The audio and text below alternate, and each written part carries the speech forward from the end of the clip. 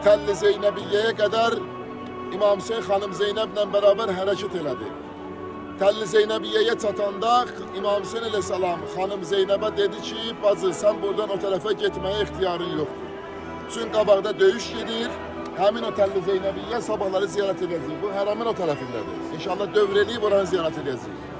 Təlli Zeynəbiyyədə xanım Zeynəb salamullahi aleyhə dayandı. İmam Hüseyin əleyhissalam hərəkət elədi, meydana daxil oldu. Və İmam Hüseyin əleyhissalam meydana daxil olanda İmam Hüseyin əleyhissalamı atdan yerə yıxdılar, həmin o qətligah dediyimiz yerdə. Həmin o yerdə ki, İmam Hüseyin əleyhissalamı atdan yerə yıxdılar, xanım Zeynəb Təlli Zeynəbiyyədən qətligaha özünü çatdırana qədər xanım həyəcan və təşviş içərisində özünü çatdırdı ora. Və məktəllərdə yazırlar, xanım Zeynəbin telləri o yerdə ağardı və xanım bir anın içərisində qocaldı. Çünki 71 dənə şəhidin hamısı getmişdi, tək İmam Hüseyin əleyhissalam qalmışdı. İmam Hüseyin əleyhissalam da gedəndən sonra xanım Zeynəb demək olar ki, tək qaldı.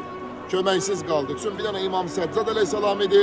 O da xəstə olduğuna görə, halsız, taqətsiz olduğuna görə xanım Zeynəbin bir köməyi yox idi.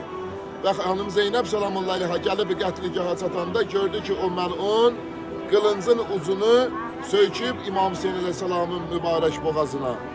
Ki İmam Hüseyin əleyhissalamın başını kəsmək istəyir. Dedi, ey məlun, bilirsən kimin boğazına qılınc söykəmisən? O yerdən babam Peyğəmbər öpüb, atam Əli öpüb, xanım Zəhra öpüb, qardaşım Hüseynin boğazından. O başı bədəndən ayırmaq istəyirsən? Yazırlar ki, həmin məlun qılıncı İmam Hüseynin boğazından çəkdi, xanım Zeynəbə tərəf uzatdı. Və xanım Zeynəb qılıncın ucundan tutdu.